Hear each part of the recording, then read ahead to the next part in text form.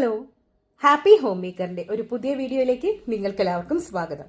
ഇന്ന് നമുക്ക് വളരെ ടേസ്റ്റി ആയിട്ടുള്ളൊരു പൊതി പൊറോട്ട ചെയ്താലോ. അതായത് ബീഫ് ഫില്ല് ചെയ്തിട്ടുള്ള അടിപൊളിയായിട്ടുള്ളൊരു പൊറോട്ട പൊതി തയ്യാറാക്കാം.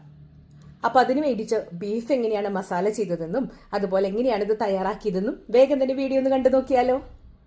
നമുക്കിന്ന് അടിപൊളിയായിട്ടുള്ളൊരു ബീഫ് പൊതി പൊറോട്ട തയ്യാറാക്കാം. അതിന് വേണ്ടിയിട്ട് ഞാനിവിടെ 1/2 കിലോ ബീഫ് എടുത്തിട്ടുണ്ട്. അധികം നെയ്യില്ലാത്ത ഇറച്ചിയാണ് ഞാൻ എടുത്തേക്കുന്നത്. 1 ടീസ്പൂൺ എരിവുള്ള മുളക് പൊടി ചേർത്ത് കൊടുക്കാം. 1/4 ടീസ്പൂൺ മഞ്ഞൾപ്പൊടി ഇട്ട് കൊടുക്കാം. ഉപ്പിട്ട് കൊടുക്കാം. ഇനി ഇതിലേക്ക് നിറച്ച അളവിൽ 1 ടീസ്പൂണോളം ഗരം മസാല ചേർത്ത് കൊടുത്തിട്ടുണ്ട്. ഇനി നമുക്കിത് നല്ലതുപോലെ മിക്സ് ചെയ്യാം. അതിനുശേഷം നമുക്ക് വേവിച്ചെടുക്കാം. ഇതിൽ വേറെ ഇഞ്ചി, പച്ചമുളക്, വേപ്പില ഒന്നും തന്നെ ഈ സമയത്ത് ചേർക്കുന്നില്ല. വെന്തതിന് ശേഷം മസാലയിലേക്കാണ് നമ്മളിത് ചേർത്ത് കൊടുക്കുന്നത്. അപ്പോൾ ഇത് നമുക്ക് വേവിക്കാം. ബീഫ് വെന്ത് വരുമ്പോഴേക്കും നമുക്ക് അതിലേക്ക് വേണ്ട മസാലയ്ക്ക് വേണ്ടിയിട്ടുള്ള കാര്യങ്ങളൊക്കെ റെഡിയാക്കാം. ഞാനിവിടെ ഒരു വലിയ സവോള എടുത്തിട്ടുണ്ട്. അതുപോലെ ഒരു 6-7 അല്ലി വെളുത്തുള്ളി എടുത്തിട്ടുണ്ട്. വലിയതാണ് എടുത്തേക്കുന്നത്. ചെറുതാണെങ്കിൽ ഒരു 10-15 എടുക്കാവുന്നതാണ്. കുറച്ച് കറിവേപ്പില, ഒരു കഷ്ണം ഇഞ്ചി. ഇതിൽ നമുക്ക് കറിവേപ്പില, ഇഞ്ചി, വെളുത്തുള്ളി നല്ലതുപോലെ ചതച്ചെടുക്കാം. സവോള നമുക്ക് ചെറുതായിട്ട് നീളത്തിൽ കട്ട് ചെയ്തിട്ടും മാറ്റി വയ്ക്കാം. നമ്മൾ സവോള കട്ട് ചെയ്ത് വെച്ചു. അതുപോലെ ഇഞ്ചി, വെളുത്തുള്ളി, വേപ്പില നല്ലതുപോലെ ചതച്ച് വെച്ചിട്ടുണ്ട്. ഇനി നമുക്കിതിലേക്കൊരു തക്കാളി വേണം. ഒരു വലിയ തക്കാളി തന്നെയാണ് ഞാൻ എടുത്തേക്കുന്നത്. നല്ല പഴുത്ത തക്കാളിയാണ്. അത് ഇതുപോലെ കഷ്ണങ്ങളാക്കിയിട്ട് മുറിച്ച് വെച്ചിട്ടുണ്ട്. ഇനി ഇതിലേക്ക് നമുക്ക് കുറച്ച് കസൂരി മേത്തിയാണ് ആവശ്യമായിട്ടുള്ളത്. അതുപോലെ മല്ലിയിലയും പുതിനയിലയും നിങ്ങൾക്ക് വേണമെങ്കിൽ ചേർക്കാം, ചേർത്തില്ലെങ്കിലും കുഴപ്പമൊന്നുമില്ല. അപ്പോൾ നമുക്കിനി കുക്കിങ്ങിലോട്ട് കിടക്കാം. നമ്മുടെ ബീഫ് ഇവിടെ നല്ലതുപോലെ വെന്തിട്ടുണ്ട്. ഇനി നമുക്ക് ഇതിൻ്റെ ഗ്രേവിക്ക് വേണ്ടിയിട്ടുള്ള കാര്യങ്ങളൊക്കെ ചെയ്യാം. ഇനി ബീഫിൻ്റെ മസാല തയ്യാറാക്കാം. അതിന് വേണ്ടിയിട്ട് ഞാനിവിടെ കുറച്ച് വെളിച്ചെണ്ണ എടുത്തിട്ടുണ്ട്. ഒരു 2 ടീസ്പൂൺ അളവിൽ വെളിച്ചെണ്ണ എടുത്തിട്ടുണ്ട്. ഇതിലേക്ക് 1 ടീസ്പൂൺ നെയ്യ് ആഡ് ചെയ്ത് കൊടുക്കുന്നുണ്ട്. ഞാൻ ഒട്ടും നെയ്യില്ലാത്ത ബീഫാണ് ഉപയോഗിച്ചിരിക്കുന്നത്. അതുകൊണ്ട് മാത്രമാണ് നെയ്യ് ചേർത്തേക്കുന്നത്. നിങ്ങളുടെ നെയ്യുള്ള ബീഫാണെങ്കിൽ നെയ്യ് ചേർക്കേണ്ട ആവശ്യമില്ല കേട്ടോ. അഡീഷണൽ ആയിട്ട് നെയ്യൊന്നും ചേർക്കണ്ട. ബീഫിലുള്ള നെയ്യ് മാത്രം ഉണ്ടായാൽ മതി. ഇതിലേക്ക് നമുക്ക് കട്ട് ചെയ്ത് വെച്ചിരിക്കുന്ന സവോള ഇട്ട് കൊടുക്കാം. സവോള നല്ലതുപോലെ ഒന്ന് വഴറ്റിയെടുക്കാം. അതിനുശേഷമാണ് നമ്മൾ ഇഞ്ചി, വെളുത്തുള്ളിയൊക്കെ ചേർത്ത് കൊടുക്കുന്നത്. നല്ലതുപോലെ നമുക്കൊന്ന് വഴറ്റിയെടുക്കാം.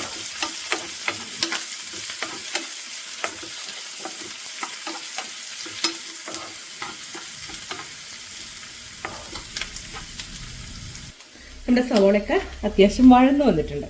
ഇനി ഇതിലേക്ക് നമ്മൾ എടുത്തു വെച്ചേക്കുന്ന, അതായത് ചതച്ച് വെച്ചേക്കുന്ന ഇഞ്ചി, വെളുത്തുള്ളി, കറിവേപ്പില ഒക്കെ ചേർത്ത് കൊടുക്കുകയാണ്. ഇനി ഇത് നല്ലതുപോലെ ഇത് മൂപ്പിച്ചെടുക്കണം. നമ്മൾ ഇടിച്ച് ചേർത്തതല്ല, ചതച്ച് ചേർത്തതല്ല, നല്ലതുപോലെ ഒന്ന് മൂത്ത് വരണം. അതിൻ്റെ ഒപ്പം തന്നെ സവോളയും ആയി കിട്ടും.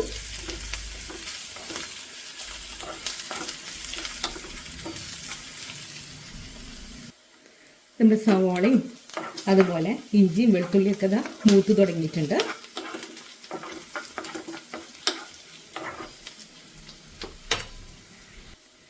ഇനി നമുക്കിതിലേക്ക് ഒരല്പം കാശ്മീരി മുളക് പൊടി ഇട്ട് കൊടുക്കാം.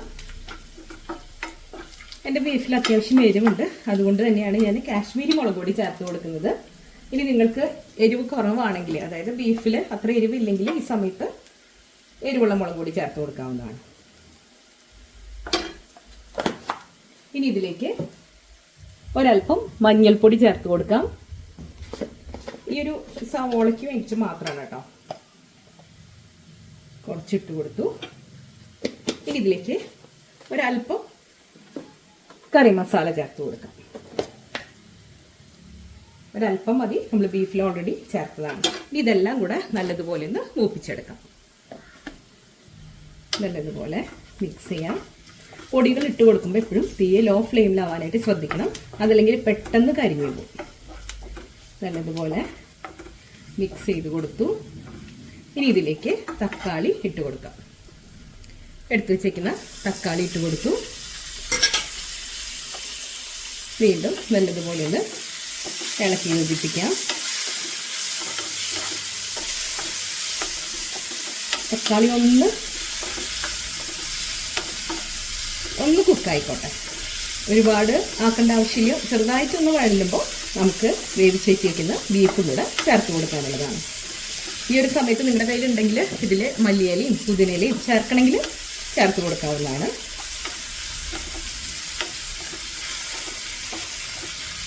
നല്ലതുപോലെ മിക്സ് ചെയ്ത് കൊടുക്കാം. ഇനി നമുക്കിതിലേക്ക് നമ്മൾ വേവിച്ച് വെച്ചേക്കുന്ന ബീഫുണ്ടല്ലോ, വെള്ളത്തോടു കൂടി ചേർത്ത് കൊടുക്കാം. ഈ സമയത്ത് നമ്മൾ ഉപ്പ് ചേർക്കാനായിട്ട് പാടില്ല. നമ്മൾ ഓൾറെഡി ബീഫിൽ ഉപ്പ് ചേർത്തിട്ടാണ് വേവിച്ചേക്കുന്നത്. ഇനി എല്ലാം ഒന്ന് പരുവപ്പെട്ടതിന് ശേഷം മാത്രമാണ് ഉപ്പ് നോക്കിയിട്ട് വേണമെങ്കിൽ ചേർത്ത് കൊടുത്താൽ മതി. നല്ലതുപോലെ മിക്സ് ചെയ്യാം. മീഡിയം ഫ്ലെയിമിൽ ഇട്ടതിന് ശേഷം നമുക്ക് അടച്ചു വയ്ക്കാം. അപ്പോൾ നമ്മുടെ മസാലയും അതുപോലെ ആ ബീഫിലെ വെള്ളവും തക്കാളിയും കൂടെ നല്ലതുപോലെ വെന്ത് ബ്ലെൻഡായി നല്ല സൂപ്പർ ടേസ്റ്റിൽ വരും. അപ്പോൾ നമുക്കിത് അടച്ചു വയ്ക്കാം. വെള്ളമൊക്കെ ഒന്ന് വറ്റി വരട്ടെ. നമ്മുടെ ബീഫിലെ വെള്ളമൊക്കെ വറ്റി തുടങ്ങിയിട്ടുണ്ട്.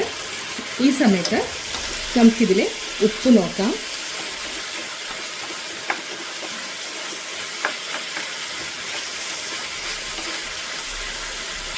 ഞാനിതിലേക്ക് കുറച്ച് ഉപ്പ് ചേർക്കുന്നുണ്ട്. ഓരോരുത്തരുടെ ടേസ്റ്റിനനുസരിച്ചിട്ടാണ് കേട്ടോ ഉപ്പ് ചേർക്കേണ്ടത്. ഇനി വീണ്ടും നല്ലതുപോലെ ഒന്ന് മിക്സ് ചെയ്ത് കൊടുക്കാം. കണ്ടു, തക്കാളിയൊക്കെ നല്ലതുപോലെ വെന്ത് അതിൽ ബ്ലെൻഡായി വന്നിട്ടുണ്ട്. ഇനി നമുക്കിതിലേക്ക് കസൂരി മേത്തി ചേർത്ത് കൊടുക്കാം. അതൊരല്പം ചേർക്കുമ്പോൾ തന്നെ നമ്മുടെ ആ ഒരു ബീഫിൻ്റെ ടേസ്റ്റ് തന്നെ വ്യത്യാസം വരും. കുറച്ച് ചേർത്താൽ മതി. ഒരല്പം മാത്രം, കണ്ടോ, ഒരല്പം മാത്രമാണ് എടുത്തേക്കുന്നത്. ഇനി നല്ലതുപോലെ മിക്സ് ചെയ്ത് കൊടുക്കാം. നല്ല അടിപൊളിയായിട്ടുള്ള ബീഫ് റോസ്റ്റ് ഇവിടെ റെഡി ആയിട്ടുണ്ട്. ഇനി നമുക്ക് സ്റ്റവ് ഓഫ് ചെയ്യാം. അപ്പോൾ നമ്മുടെ ബീഫിൻ്റെ പരിപാടി കഴിഞ്ഞു. ഇനി നമുക്കിതൊരു ബീഫ് പൊതിയാക്കിയിട്ട് എടുക്കണ്ടേ. അപ്പോൾ അതിന് വേണ്ടിയിട്ടുള്ള കാര്യങ്ങൾ ചെയ്യാം. നമ്മൾ അതേ സ്റ്റവിൽ തന്നെ ബേണറിൽ തന്നെ വെക്കുമ്പോൾ ഇടയ്ക്ക് ഇളക്കി കൊടുക്കണം, അല്ലെങ്കിൽ അടുക്കി പിടിക്കും. അതല്ലെങ്കിൽ മാറ്റി വെച്ചാലും മതി. ഇനി നമുക്ക് പൊറോട്ട പൊതി തയ്യാറാക്കാം. പൊറോട്ട പൊതി തയ്യാറാക്കാനായിട്ട് ഞാനിവിടെ വാട്ടിയ വാഴയില എടുത്തിട്ടുണ്ട്.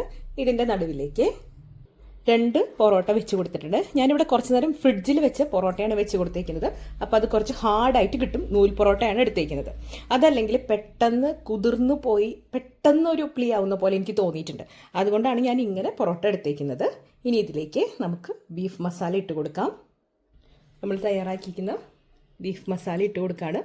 ബീഫ് മസാലയുടെ അളവ് നിങ്ങളുടെ ഇഷ്ടത്തിനനുസരിച്ച് ചെയ്യാം. ചിലർക്ക് ഒരുപാട് ബീഫ് ഇതിൻ്റെ ഉള്ളിൽ ഇടുന്നത് താല്പര്യം ഉണ്ടാവില്ല. അതുപോലെ കുറച്ച് ഗ്രേവി ആയിട്ടായിരിക്കും ചിലർക്ക് ഇതിൽ ഫില്ല് ചെയ്യുന്നത് ഇഷ്ടം.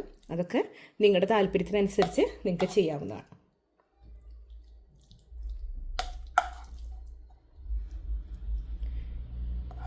ഇനി നമുക്കിത് പൊതിയായിട്ട് കെട്ടിവെക്കാം.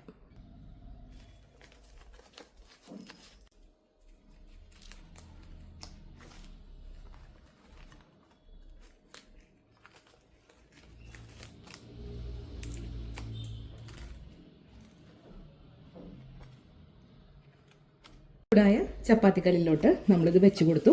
ഇനി നമുക്കിത് അടച്ച് വെക്കാം. നല്ലതുപോലെ അമർത്തി അടച്ച് വെക്കാം. ഇനി ഒരു 4 മിനിറ്റ് കഴിയുമ്പോൾ അപ്പുറത്തെ ഭാഗവും നമുക്ക് മറിച്ചിടാം. ഇനി ഇതല്ലെങ്കിൽ നിങ്ങൾക്കിത് സ്റ്റീം ചെയ്തിട്ടും എടുക്കാവുന്നതാണ്. ഞാൻ മൂടിയുടെ മുകളിലൊരു വെയിറ്റ് വെച്ചിട്ടുണ്ട്. അതുപോലെ ലോ ഫ്ലെയിമിലാവാനായിട്ട് പ്രത്യേകം ശ്രദ്ധിക്കണം. ഏകദേശം 5 മിനിറ്റ് ആയിട്ടുണ്ട്. ഇനി നമുക്കിതെടുത്ത് മറുഭാഗം തിരിച്ചിടാം. നമുക്കിനി ഇത് തിരിച്ചിടാം. വീണ്ടും അടച്ച് വയ്ക്കാം. ലോ ഫ്ലെയിമിൽ ഒരു 5 മിനിറ്റ് നേരം വെച്ച് കൊടുക്കാം.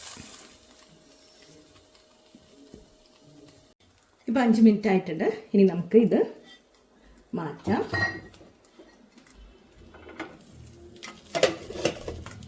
ഇതിനി നമുക്കൊരു സെർവിങ് ബൗളിലോട്ട് മാറ്റാം. അതിനുശേഷം തുറന്ന് നോക്കാം. പൊതി പൊറോട്ട റെഡി ആയിട്ടുണ്ട്. നമുക്കിതൊന്ന് കട്ട് ചെയ്തിട്ട് നോക്കാം.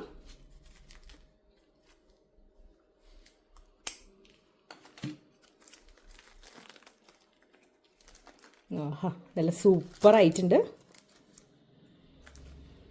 കണ്ടോ, നമ്മുടെ പൊതി പൊറോട്ട നല്ല അടിപൊളിയായിട്ട് വന്നിട്ടുണ്ട്.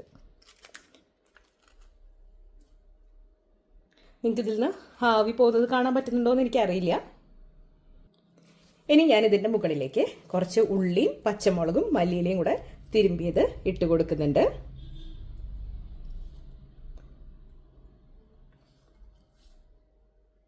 എല്ലാവരും ലൈമല്ല ചേർത്ത് കൊടുക്കുന്നത്, പക്ഷെ നമുക്ക് പകരം ഇങ്ങനെയൊന്ന് ചെയ്ത് നോക്കിയാലോ. ഇനി നമുക്ക് പൊറോട്ടയും നല്ല സോഫ്റ്റ് ആയിട്ട് കേട്ടോ പൊറോട്ട, അതുപോലെ ബീഫും നമ്മളിട്ട് കൊടുത്ത ഉള്ളിയും ഒക്കെ കൂടെ ഒന്ന് ടേസ്റ്റ് ചെയ്ത് നോക്കാം. അടിപൊളിയാണ് കേട്ടോ. നമ്മൾ പൊറോട്ട ഒന്ന് ഫ്രിഡ്ജിൽ വെച്ച് എടുത്തത് കൊണ്ടും അതുപോലെ ഒരുപാട് മസാല ഗ്രേവി ഇല്ലാത്തത് കൊണ്ടും തന്നെ അടിപൊളി ടേസ്റ്റാണ്. പൊറോട്ടയിൽ മൊത്തം ആ ഒരു നെയ്യിൻ്റെയും ബീഫിൻ്റെയും ഒക്കെ ആ ഒരു ഫ്ലേവർ കറക്റ്റായിട്ട് വന്നിട്ടുണ്ട്. നമുക്ക് വീണ്ടും ഒന്ന് കഴിച്ചു നോക്കാം. അടിപൊളി ടേസ്റ്റാണ്. അപ്പോൾ എല്ലാവരും ഉണ്ടാക്കി നോക്കാം. ഇന്നത്തെ ഈ ഒരു പൊതി പൊറോട്ട നിങ്ങൾക്ക് എല്ലാവർക്കും ഇഷ്ടപ്പെട്ടെന്ന് ഞാൻ കരുതുന്നു. ഇഷ്ടപ്പെട്ടെങ്കിൽ ലൈക്ക് ചെയ്യാനും ഷെയർ ചെയ്യാനും സബ്സ്ക്രൈബ് ചെയ്യാനും മറന്നു പോകരുത്. അടുത്തൊരു അടിപൊളി റെസിപ്പിയുമായി വീണ്ടും കാണാം. അതുവരേക്കും താങ്ക് യു.